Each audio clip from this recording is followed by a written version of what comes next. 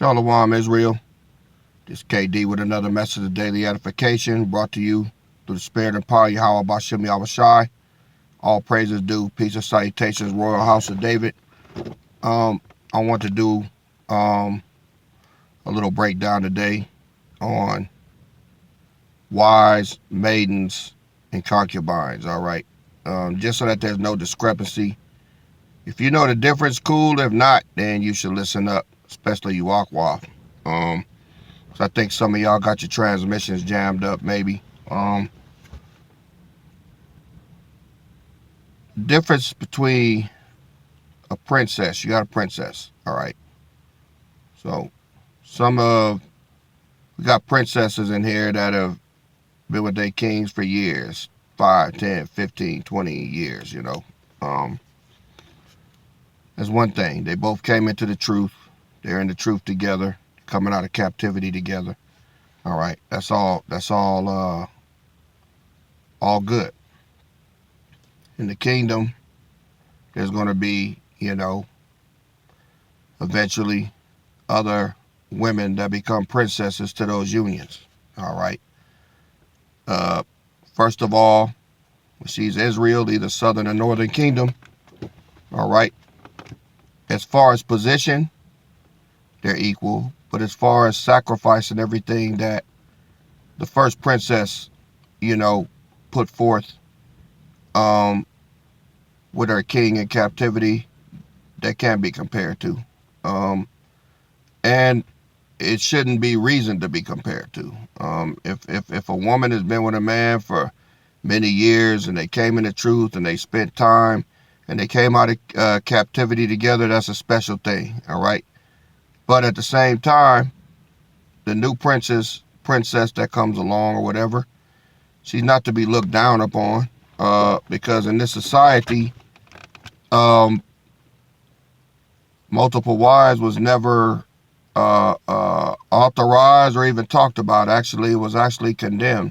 And we know why. It was condemned to keep us from multiplying, and it was condemned to turn us against one another, which it has done a fantastic job doing. So when it comes to a princess that eventually comes in to that union, yeah, she should be welcome. Nobody's taken away from the princess that's been there for years, that has been there with their king throughout captivity. The new princess, she's going to need time, which she'll get, to know her king as well, because this is the Most High's way. It doesn't take anything away from the first princess, all right? Let me get a scripture for that. This is Exodus 21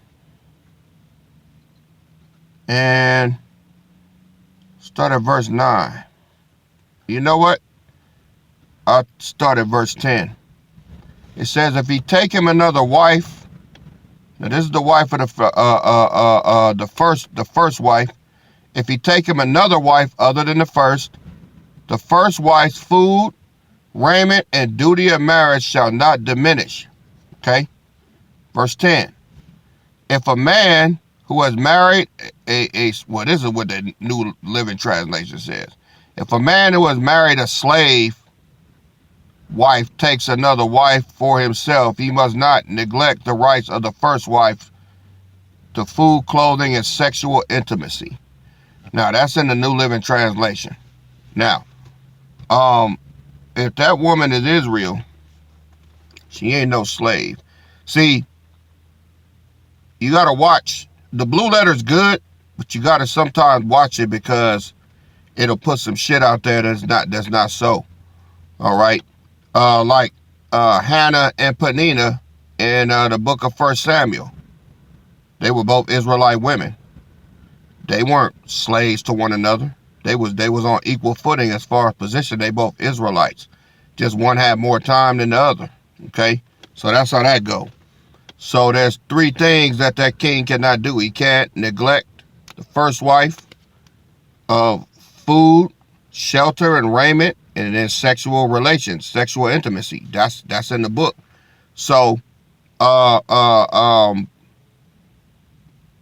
Those are sister wives. When you got 2 or 3 or 4 Israelite women together, those are sister wives. All right. Now, when it comes to a concubine, that's a different story. Let me get a precept here. Let's go to Genesis.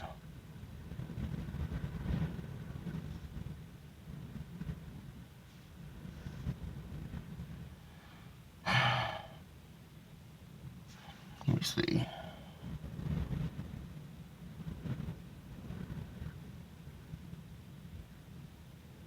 Genesis chapter 16. Let's start at verse 1. Now Sarai, which is Sarah before her name got changed, Abram's wife before his name got changed to Abraham, bare him no children, and she had a handmaid, all right, an Egyptian, whose name was Hagar.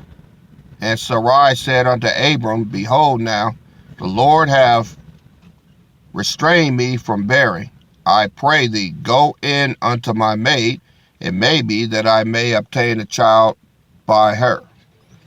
And Abram hearkened to the voice of Sarah. Now, it was her idea. She brought Hagar to Abram. Just want to make that point. Verse 3. And Sarai, Abram's wife, took Hagar, her maid, the Egyptian, after Abram, and had dwelt 10 years in the land of Canaan, and gave her to her husband Abram to be his wife. Now, 10 years, he ain't touched this woman. Sarai brought her to him. Verse 4. He went in unto Hagar, and she conceived. And when she saw that she had conceived, her mistress was despised in her eyes. Now, this is a handmaiden, all right? Now, he wifed her up, but she's still a concubine. She's not even from the same nation. She's not Israel, okay? Now, the patriarchs were Israel before Israel, all right? These were the ones laying the foundation so that Israel could be born. Verse 4, New Living Translation. So Abraham had sexual relations with Hagar, and she became pregnant. But when Hagar knew she was pregnant, she began to treat her mistress Sarai with contempt. So she started talking shit to Sarai after she got pregnant with Abram's son Ishmael. This is where the Arabs come from, all right? Verse 5, And Sarai said unto Abram, My wrong be upon thee. I have given my maid into thy bosom, and when she saw that she had conceived, I was despised in her eyes. The Lord judged between me and thee. Now look what she did. I'm going to read the New Living Translation. Then Sarai said to Abram, This is all your fault. I put my servant into your arms, but now that she's pregnant, she treats me with contempt. The Lord will show who's wrong, you or me. Now, she's the one that came up with the idea. See? This couldn't be accountable. Look at verse 6. But Abram said unto Sarai, Behold, thy maid is in your hand. Do to her as it pleaseth thee. And when Sarai dealt hardly with her, she fled from her face. Now, look at verse 6 again in the New Living Translation. Abram replied, Look, she is your servant, so deal with her as you see fit. Then Sarai treated Hagar so harshly that she finally ran away. So Sarai went upside Hagar's head, all right? That's the cereal bowl. So, in the future, you got a king. I don't know. I can't speak for everybody out there. If you got a Elamite, Japhite, Moabite, I don't know. And that's one of your because we're gonna have all kind of people cleaving to us.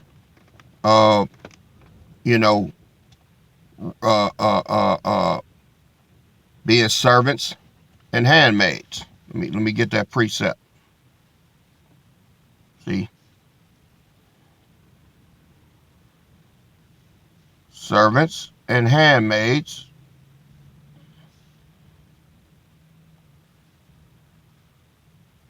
Isaiah chapter 14, starting at verse 1. For the Lord will have mercy on Jacob and will yet choose Israel, and set them in their own land, and the strangers shall be joined with them, and they shall cleave to the house of Jacob. Verse 2. And the people shall take them and bring them to their place, and the house of Israel shall possess them in the land of the Lord for servants and handmaids. And they shall take them captives, whose captives they were, and they shall rule over their oppressors. So the same people that are oppressing us are going to be the same ones that are going to cleave to us, and that we are going to, in turn, be their rulers. All right? So if your king got a Japhite, Elamite, a Moabite, an Ammonite, all right, those are the handmaids and concubines if he didn't wife one up or whatever. And when that happens, nah, they're in your hands. Okay? They're in your hands as far as if they out of line or they snotty or whatever, and they being disobedient, deal with her as you see fit. And if that includes up to and including going upside their motherfucking head. So what Abram said, he like, it's your handmaid. Do with her as you please. So Sarai was like, cool. She went upside her motherfucking head, ran her from the house. Then Abram went on in and put her ass out all the way. See, that's a concubine and a woman from another nation. Now, let's go to 1 Samuel chapter 1.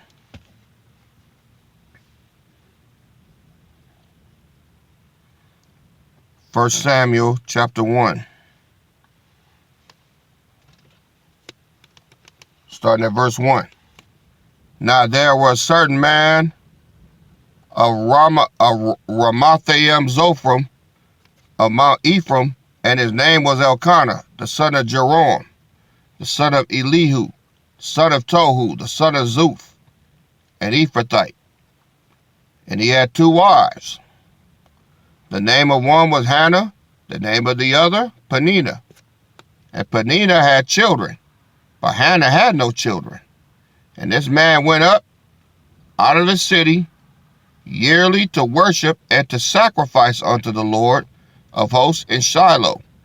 And the 2 sons of Eli, Hophni and Phinehas, the priests of the Lord, were there. And when the time was that Elkanah offered, he gave to Peninnah his wife, and to all her sons and daughters portions. But unto Hannah he gave a worthy portion, for he loved Hannah, but the Lord had shut up her womb. See, so Peninnah, her reward was the children, so she got a reward. But Elkanah, knowing that his wife was grieved that she couldn't have no children, he gave her a bigger portion because of her grief. And her adversary also provoked her sore. See, she got jealous. These are 2 Israelite women. Not no concubine, not no handmaid, none of that. These were 2 wives of an Israelite man, all right? And her adversary, see, Hannah, it don't say her sister wife or none. It says her adversary because of her hostile intentions towards Hannah. And her adversary also provoked her sore, for to make her feel fret, because the Lord had shut up her womb. New Living Translation. So Peninnah would taunt Hannah and make fun of her because the Lord had kept her from having children. Verse 7. And as he did so year by year, when she went up to the house of the Lord, so she provoked her. Therefore she wept and did not eat. Let me hit a New Living Translation again. Verse 7. Year after year, it was the same. I mean, she provoked this woman for years. Year after year, it was the same. Peninnah would taunt Hannah as they went to the tabernacle. Each time, Hannah would be reduced to tears and would not even eat. See, now that's what's not going to go on. All right? They were on equal footing, but Peninnah felt she had the upper hand where she could mistreat Hannah. All right? Verse 8. Then said Elkanah, her husband, to her, Hannah, why weepest thou, and why eatest thou not? And why is thy heart grieved? Am not I better than 10 sons? Verse 9. So Hannah rose up after they had eaten in Shiloh, and after they had drunk. Now Eli the priest sat up by a seat by a post of the temple of the Lord. And she was in bitterness of soul, and prayed unto the Lord, and wept sore. And she vowed a vow, and said, O Lord of hosts, if thou wilt indeed look on the affliction of thy handmaid, and remember me, and not forget thy handmaid, but will give unto thy handmaid a man child, then I will give him unto the Lord all the days of his life, and there shall no razor come upon his head. And it came to pass, as she continued praying before the Lord, that Eli marked her mouth. Now Hannah, she spake in her heart, only her lips moved, but her voice was not heard. Therefore Eli thought she had been drunken. And Eli said unto her, How long wilt thou be drunken? Put away thy wine from thee. And Hannah answered and said, No, my Lord, I am a woman of sorrowful spirit. I have drunk neither wine nor nor a strong drink. Grape drink. Y'all better shut up. But I poured out my soul before thee, for the Lord. Count not thy handmaid for a daughter of Belial, for out of the abundance of my heart, abundance of my complaint and grief have I spoken hitherto. Then Eli answered and said, Go in peace, and the power of Israel grant thy petition that thou asked of him. And she said, Let thy handmaid find grace in thy sight. So the woman went her way and did eat, and her countenance was no more sad. Now, when she referred to Eli, she called herself a handmaid, okay? That's because the women knew their place back then, all right? Verse 19. And they rose up early in the morning and worshiped before the Lord, and returned and came to their house to Ramah. And Elkanah knew Hannah, his wife, and the Lord remembered her. Wherefore it came to pass, when the time was come about after Hannah had conceived, that she bare a son, and called his name Samuel, saying, Because I have asked him of the Lord. All right. So she was sister wife to Peninnah. All right. I believe Peninnah might have been the elder woman in the union with Elkanah, and then Hannah might have came along later, because Peninnah felt, bold in downgrading Hannah, also because she hadn't had any children. You know what I mean? So, when this kingdom comes, that's not to be, that's not to happen. But the thing is, when it comes to women are very competitive. So, you men of the Lord are going to have to be on the watch for that, to make sure that all the women are treated equally, the wives now. When it comes to these lower level concubines and things like that, then that's a whole different story. As long as they doing what they supposed to do, from a service perspective, the ones that are working, doing what they supposed to do, being obedient, then just go ahead and, you can leave them alone if they doing what they supposed to do. But there's always going to be one or two that want to buck up. Them the ones that get the bowl. Them going to be the ones. As long as they, because you want to get, what you're looking for is production.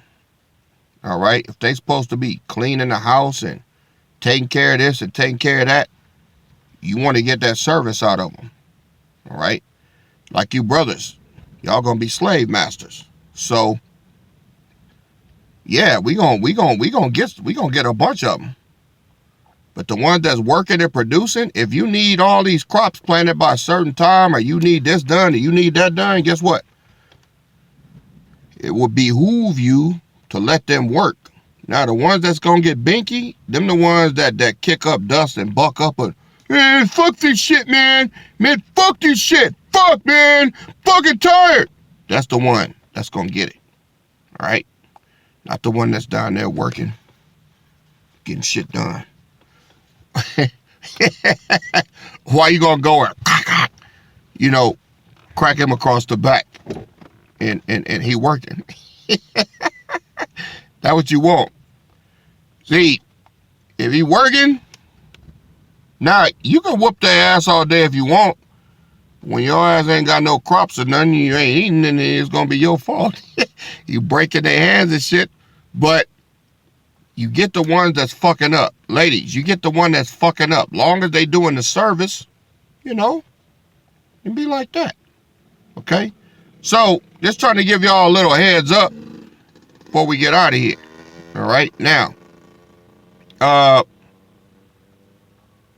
to the if you read, let me see. Let me get another precept real quick.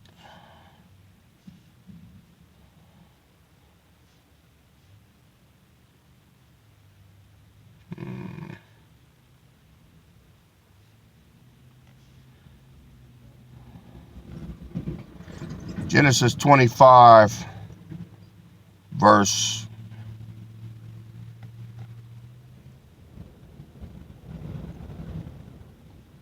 5. Right before Abraham died, right? And Abraham gave all that he had unto Isaac. This is right before he died, right? But unto the sons of the concubines which Abraham had, Abraham gave gifts and sent them away from Isaac his son while he yet lived eastward unto the east country. All right. So Abraham had concubines. See there? He had concubines, and the ones that was doing right before he died, he sent them away, you know, with gifts. There are some concubines that'll probably be in order. They ain't gonna give up no trouble. They ain't gonna put up no fight. When you tell them to do something, they gonna do it. They're gonna be obedient. All right. So when it's like that, then all right.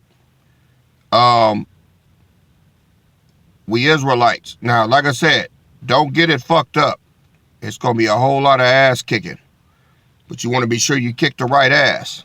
All right? And you want the service out of them. That's what it's for. It's about the service and about getting shit done. So don't be stupid. You know, don't just be whooping anybody's ass just because you can. Bible say let all things be done decently and in order. Now, when it comes to the wives, yeah, like I said, there are some wives that have been with their king longer than the women that's coming in, and that's to be respected. All right? But at the same time, that king is going to have to distribute his time while maintaining the first wife. He's going to have to make sure that he spends time with the other wives that come on. And and the first wife that's there, she going to have to be understanding of that. But the thing is, none of these women are going to ever be without a man again like they are out here. Come on, let's be honest, y'all. Some of y'all been side women. A lot of y'all in here been side women. All right? How'd you like it? You didn't like it, did you? Now, when you was a side woman, did you give a fuck about that man's woman at home? No, you didn't. Can we be honest here? You ain't gotta like it, but it's the truth. There's some women in here, y'all was side women, man. Y'all, and y'all couldn't give a fuck about that woman at home. It's like, oh well, sucks to be hurt. Whatever time that you could spend with that motherfucker that was spending time with you, you took it. But some of y'all have switched roles now. Some of y'all are wives. Some of y'all are those women now that have a king. So, but this is the Most High's way, though. This is why in this society it's still spilled over into our culture. Look at all the men out here that are married, and then, you know, that there's another woman somewhere. All right. Now, some of y'all are married and then found out that there was another woman, and then some of y'all was that other woman with the man that was at home with somebody. This is why the Most High designed it that way. It's just in this culture and in this country, it was outlawed. It was outlawed as far as like it frowned upon. What they call them, home wrecker, man stealer, and all of that. Well, see, it ain't gonna be none of that going on in the kingdom because it's already gonna be put out front and center. You're gonna know about the woman. The woman is gonna know about you. Ain't gonna be no sneaking around. All right? Everything gonna be everything. Can't nobody get mad because this is the Lord's way. And when it come to that, fuck your feelings, man. This the Most High's way. And everybody's gonna get along. And everybody's gonna be one big happy family. And guess what? Ain't gonna be none of this, you know, man, think about it. Some of y'all out here, man, it shows you how important duty of marriage is. It's in the scriptures. All right? Exodus 21:10. He shall not diminish her food, raiment, and duty of marriage. The Most High knows how much sexual contact is for a woman. And this is why these women out here doing all kind of shit to get it. Because they don't have a man. And in this society, it's frowned upon if one man has multiple women where they ain't got to worry about that. They can all get it from him. But some of these women now, you know, the ones that get a man, I mean, I done see videos, man, where these women that ran men over with a damn vehicle, with a car, right? They done pulled guns on the woman. They done found her in the parking lot and beat her down, man, like Tyson, okay? Just went rabid dog on them. But that ain't gonna happen in the kingdom, because ain't gonna be no secrets. Ain't gonna be no, all right, this is your sister, all right? Ain't gonna be no fighting. You gonna get serviced. She gonna get serviced. All right? And that's it. Some of y'all done went years without getting no damn sexual contact. Years. Then you don't know what you're getting. In the kingdom, you're going to get a clean king, devoid of diseases, STDs, and all of that good stuff. All right? So, out here, you getting Ronnie Jenkins, all right? Or Dirty Dick Dietrich. Motherfucker infect your ass with something. All right? In the kingdom, you gonna get it don't get more high quality man than an Israelite king that worship Yahweh Bashem Yahweh Shai. You ain't gotta worry about if his dick been in another man's ass. You ain't got to worry about if his mouth been on another man's ding-a-ling. You ain't got to worry about none of that. You getting strong, straight, grade A men, devoid of all diseases. That's going to service you right. Go get your shit done right. All right? So, what's the problem? All these women right now they got some women that have left the royal house of David because of what's coming up now. I'm not with that multiple wife stuff. All right, well, stay out here and you'll have multiple husbands. They told them. They don't believe me. And then when it happened, they're going to be crying to try to get in. Said, nah, go get Dirty D, man. Go and get him. Go and get that fat, stanky motherfucker hopping up and down on you every night and busting you in the mouth when you don't do what he wants. Oh, it's coming. That's going to be your judgment because you didn't want to do it the Lord's way. All right? You can't get what the fuck you want. You got to do what the Most High say or suffer the consequences. So, I hope this was edifying today. We dealt with the wives, Israelite to Israelite, all right? Then we got the handmaids. Those are the other nations, all right? And then you got the handmaids. If he starts to wife her up, then it's a concubine. That's a lower level wife, all right? And the one that's fucking up, Them the ones that get the cereal bowl. The ones that want to sit there if they doing your nails and shit and they start laughing and you know what the fuck they said? They get that cereal bowl. Boop. What the fuck you say? All right? So, it's like that, y'all. Like that. We finna get them the same way they got us during slavery. All right? But worse and longer. 1,000 years. And we're just weeks away. So, can't wait to get started, folks. All right? So, I pray that this was edifying. All right? I want to give all praise. Say, how about Shem Mashiach Yahweh Shai? All right? See y'all on the next video. KD out. Shalom.